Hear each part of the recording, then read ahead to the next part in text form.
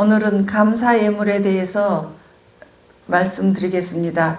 고린도 후서 9장 11절에서 15절 읽어주세요. 너희가 하여 너그럽게 연보를 함은 그들이 우리로 말미암아 하나님께 감사하게 하는 것이라. 이 봉사의 직무가 성도들의 부족한 것을 보충할 뿐 아니라 사람들이 하나님께 드리는 많은 감사로 말미암아 넘쳤느니라.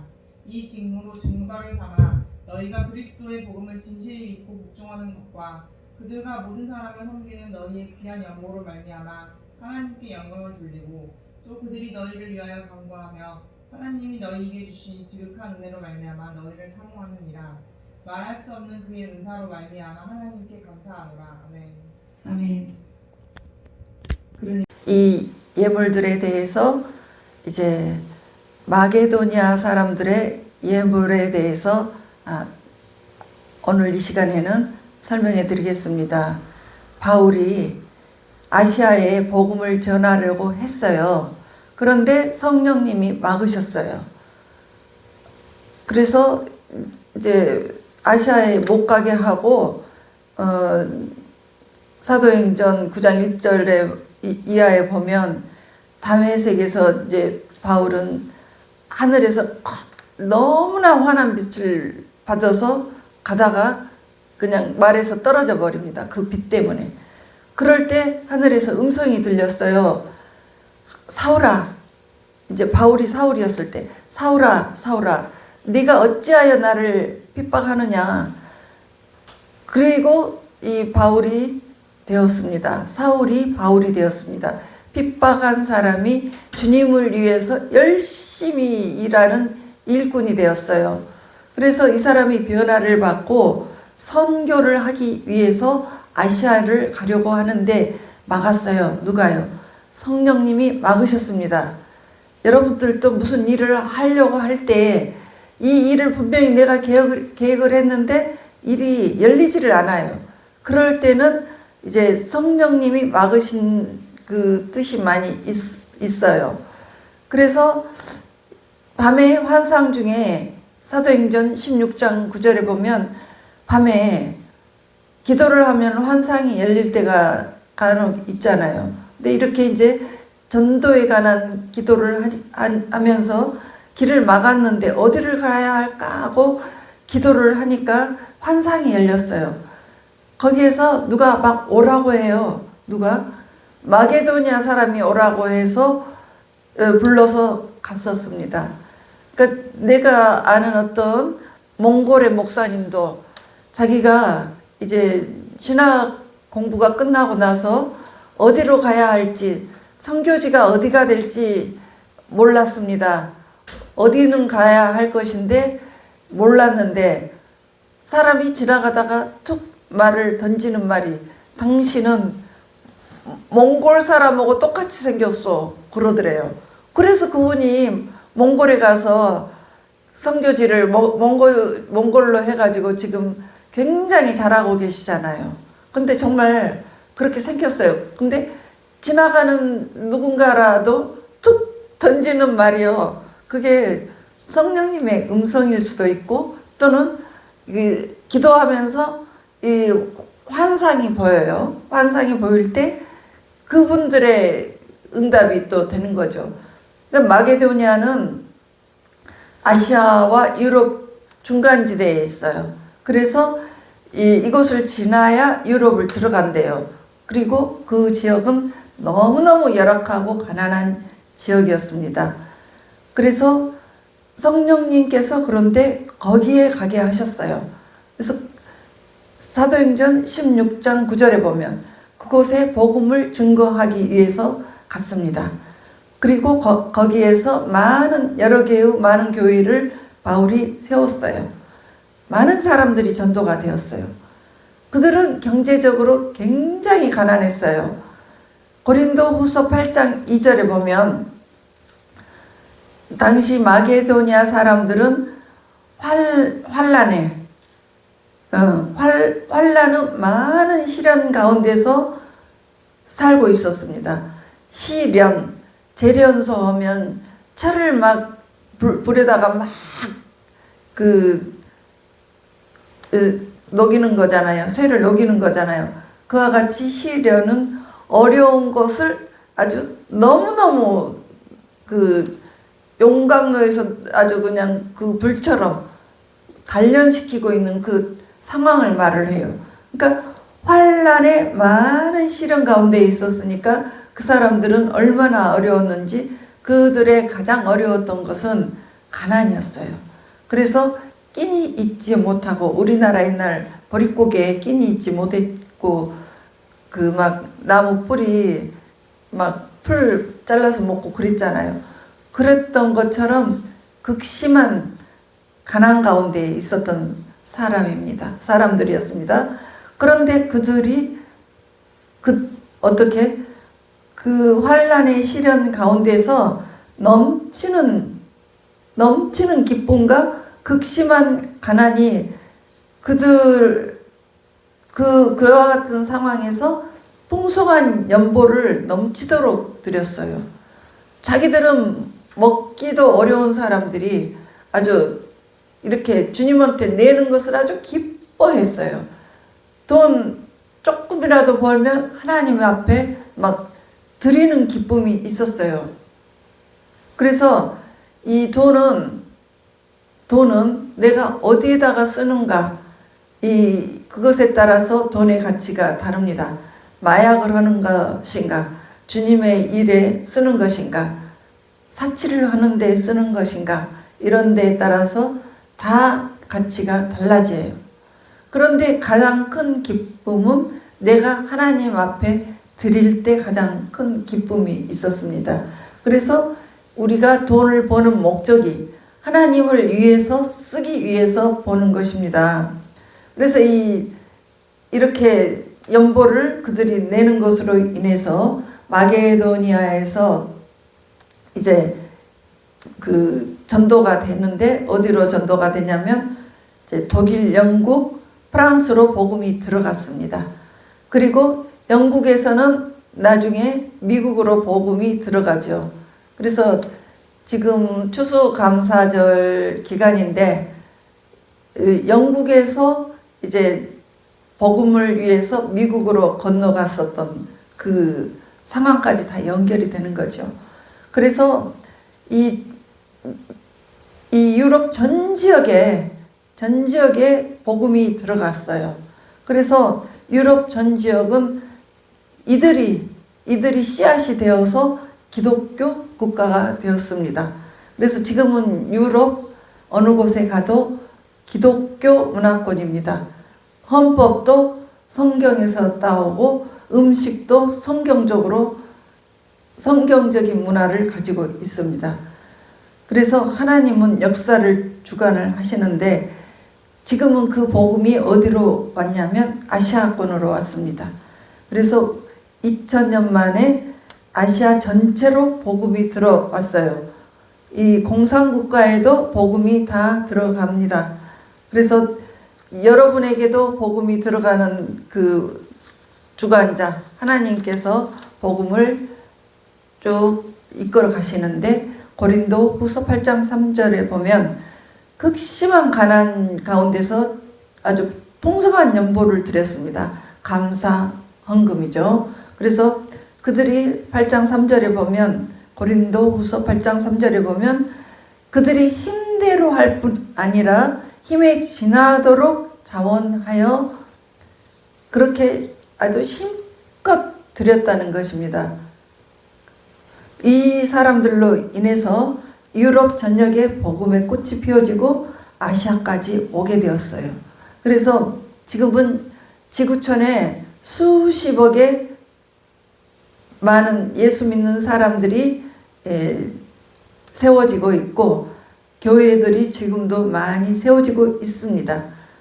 그래서 이제 내가 고린도후서 9장 6절에 볼 때, 하나님 앞에 내가 드릴 때, 내가 하나님 앞에 감사 헌금을 드릴 때, 적게 심는 자는 적게 거두고 많이 심는 자는 많이 거둔다, 이렇게 말씀하셔요. 우리가 심는 만큼 거둬주십니다. 여러분들 땅에다가 씨앗을 뿌려볼 때 많이 뿌린 데서 많이 납니까? 적게 뿌린 데서 많이 납니까? 많이 뿌린 데서 많이 난 것은 이 이치가 당연한 이치예요. 그런데 이 감사 헌금에 대해서도 그렇게 말씀을 하십니다. 그래서 고린도후서 9장 7절 우리가 헌금할 때 여러분들 아까운 마음이 많이 생기십니까? 그런데 하나님은 이렇게 말씀하세요. 각각 네 마음에 정한 대로 할 것이요 인색함으로나 억지로 하지 말라. 하나님은 즐겨내는 자를 사랑하시느니라. 그러니까 여러분들이 즐거운 마음으로 넣을 때 하나님은 그 사람을 사랑해 주세요. 그래서 내가 은혜를 받으면 내 믿음의 분량만큼 헌금이 막 기뻐지는 것입니다. 그래서 여러분들이 이제 인색함으로 하지 마시고 즐거운 마음으로 드리시는 여러분들이 되시기를 바라겠습니다. 그래서 그런데 내가 감사할 조건이 뭐가 있어요? 나는 지금 하는 일도 잘 되지도 않고 몸도 별로 좋지도 않고 그러는데 우리 아무리 아프고 아무리 가난하고 뭐 여러 가지 인생 어려움들이 많이 있다고 할지라도 감사할 조건이 반드시 있어요. 예수를 믿으면. 왜냐하면 우리는 나 같은 예수를 믿게 되면 나 같은 죄인에게 하나님께서 찾아오셔서 우리를 구원해 주셨어요. 우리가 구원을 받지 못하면 우리가 죽어서 영원 형벌에 들어갑니다. 불구덩이에 들어가서 아주 영광로보다 더 뜨거운 그 불 속에서 그냥 뭐 1, 2년 견디는 것이 아니고 영원토록 그 뜨거운 것 견뎌야 돼요. 영원토록 또 이 다른 여러 가지 지옥의 그 고통들을 아주 겪어야 돼요. 자기의 죄에 따라서. 그런데 내가 죄가 많은데 그 죄를 어떻게 씻어주셨습니까? 예수님의 피, 예수의 피로 우리가 회개를 할 때 주님은 깨끗이 씻어줍니다. 그래서 이제 우리가 예수님을 믿고 들어갈 때 너는 그리고 이제 죄를 그렇게 깨끗이 씻어 나갈 때 의롭다. 주님께서 너는 참 의로운 사람이 됐다. 이렇게 해주시는 거예요. 그리고 이제 관계로 우리가 개선이 됩니다. 하나님과 내가 부모의 관계로 되는 거예요. 하나님은 나의 아버지가 되셔요. 여러분들 아버지가 여러분들에게 얼마나 큰 힘이 되어주십니까? 육신의 아버지도 여러분들을 보호해주고 여러분들을 항상 그 사랑을 해주는데 하늘에 계신 하나님은 능력이 많으셔서 그보다 더 큰 사랑, 더 큰 보호를 다 해주신다는 거죠. 그래서 어떤 어려운 길, 죽을 길을 혹시라도 생각을 했을 때 그런 것도 딱 지켜주셔요. 갈 수 없는 마음을 주시는 거죠. 그래서 여러분들을 잘 지켜주셔요. 그리고 이제 성화의 단계로 갑니다. 내가 성격도 못됐고 맨날 내 입이 거칠어서 욕만 하고 이런 사람이 예수님 믿고 점점 입이 부드러워지고 그 부드러워진 입이 온유한 단계까지 가면 여러분들의 인생은 달라져요. 이것이 온전히 되지 않기 때문에 어려움은 꾸준히 있는 것이에요. 여러분들이 입술과 마음의 생각이 참으로 온유한 단계에 가면 여러분들 생각하는 대로 주님께서 즉시 응답을 많이 해주셔요. 그러니까 이게 바로 성화의 단계예요. 그러니 얼마나 여러분들 인생이 참으로 보람되게 되어갑니까? 그리고 네 번째는 평강의 단계로 갑니다. 이렇게 오랫동안 아파 있고 아무런 희망이 없는 죽을 병이에요. 그런 상황에서도 마음에 평안이 올 수가 있는 거예요.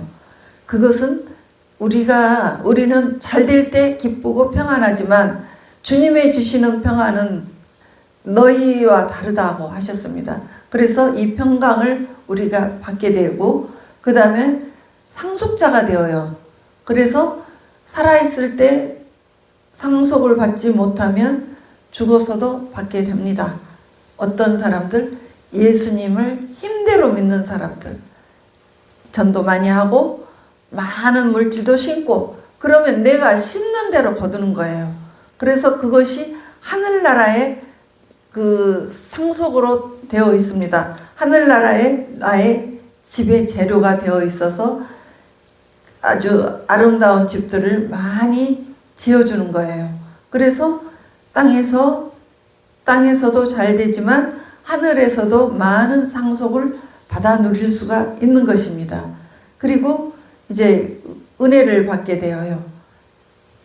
은혜는 뭐냐면 이전에는 죄와 사망이 우리의 왕노릇을 했어요. 내가 생각하는 것마다 다 죄의 생각들 끌고 가고 그랬는데 이제는 주님이 내 안에 계셔서 은혜가 나를 끌고 가십니다.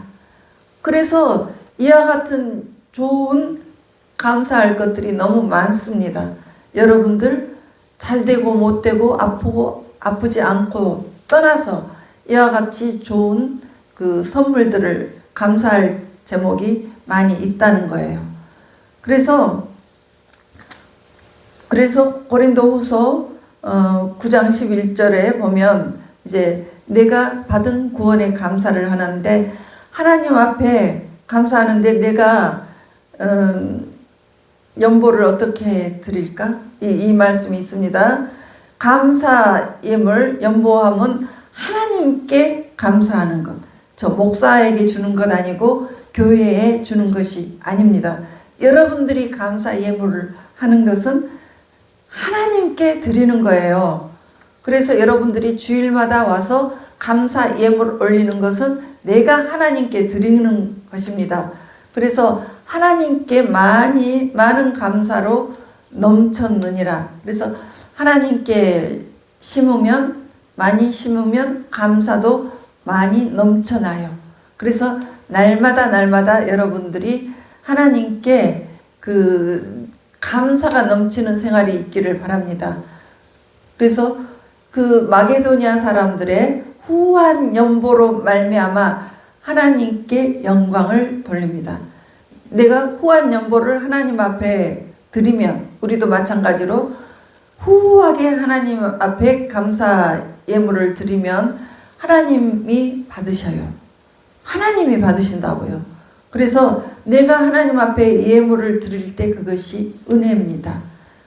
그리고 이것이 은사예요. 어떤 마음이 싹 오는 사람이 있어요. 예물에 대한 마음이 순간순간 특별히 더 있는 사람이 있어요. 그것이 바로 은사예요. 그 사람은 그 은사를 활용을 하면 하나님께서 그 은사대로 그 사람을 많은 축복의 길로 이끌어 주십니다. 그런데 이 핑계 저 핑계 대면서 못 드리는 이유를 다 이야기하는 경우가 있습니다. 그래서 고린도후서 8장 12절에 이렇게 말씀하세요. 할 마음만 있으면 있는 대로 받으실 것이다. 그러니까 네가 할 마음이 없기 때문에 안 하는 거지. 할 마음이 있으면 네가 다 할 수가 있다 이 말이에요.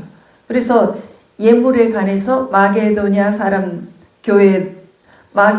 교회를 보면서 우리의 모습을 한번 조명해 보았습니다. 출애굽기 23장 15절에 보면 하나님께서 구약에도 이렇게 말씀하셨습니다. 너희들은 빈손으로 내 앞에 나오지 말지니라. 하나님 앞에 예배를 드릴 때 빈손으로 나오지 말라. 예물을 드려라 이렇게 말씀하신 거예요. 신약에도 똑같아요. 예물을 드리고 예배를 드렸습니다. 그래서 이 감사 예물에 정점을 찍는 장면이 나옵니다. 마태복음 15장 36절에 보면 떡 7개 하고 생선 2마리를 가지고 주님이 축사를 하셨습니다. 축사는 헬라어로 유카리스데오라고 하는데 하나님께 감사함을 말을 하는 거예요. 감사했습니다. 그래서 이 4,000명, 그러니까 남자만 4,000명이니까 여자하고 어린아이들은 3배, 2배, 3배, 4배 이 정도 더 있어요. 그러니까 만 단위의 사람들이 있습니다. 그런데 꼴랑 떡 7개, 생선 2마리가 있어요. 그런데 그거를 가지고 주님이 감사를 드리니까 어떤 기적이 일어났습니까? 그 사람들을 다 먹이고도 남았어요. 그러니까 지금 4,000명이 아니고 10,000명도 넘는데, 그러니까 여기에 4,000명이라는 남자 수만 가지고도 4,000배의 축복이 일어난 거예요. 또 더 깊게 나가면 10,000배의 축복도 되는 거죠. 그러니까 적게 잡아서 4,000배의 축복을 받았습니다. 감사할 때 주님이 작은 것을 주님께 드렸던 이 작은 감사 예물이 감사할 때 기적이 일어났어요. 얼마만큼? 4,000배 이상 나왔습니다. 그래서 불평하면서 드리면 안 돼요. 마음속에 아까운 생각 있으면서 드리지 마시고 여러분들이 드리실 때 감사하는 마음으로 드리시기 바랍니다. 여러분, 내 가정에 조그마한 것이라도 감사하세요. 감사가 기적을 만들어냅니다. 마귀는 이렇게 사람을 살리고 구원을 받게 하는 교회를 너무너무 싫어합니다. 그래서 이 교회가 세워지는 것을 자꾸 방해하고 막습니다. 그래서 이 일을 이루기 위해서 교회가 꾸준히 여러분들의 그 구원으로 이끌어 가기 위해서는 여러분들의 사업이 성공해야 됩니다. 여러분들이 머리가 되고 꼬리가 되지 말지니라 했습니다. 그래서 여러분들이 더 잘 되어야 돼요. 그래서 우리 성도님들의 물질이 아주 따라와야 합니다. 왜? 하나님의 일에 그 쓰임을 받기 위해서 여러분들의 물질을 집중적으로 더 기도를 할 것입니다. 그래서 나는 여러분들을 위해서 기도를 해줄 것이고 여러분들은 또 저를 위해서 기도해 주시기 바랍니다. 그리고 골로새서 2장 7절 믿음에 굳게 서서 감사함을 넘치게 하라. 여러분들이 오늘 감사를 넘치게 해서 축복의 주인공이 되시기를 주 예수 그리스도의 이름으로 축원합니다. 오늘은 감사 예물에 대해서 말씀드리겠습니다. 고린도후서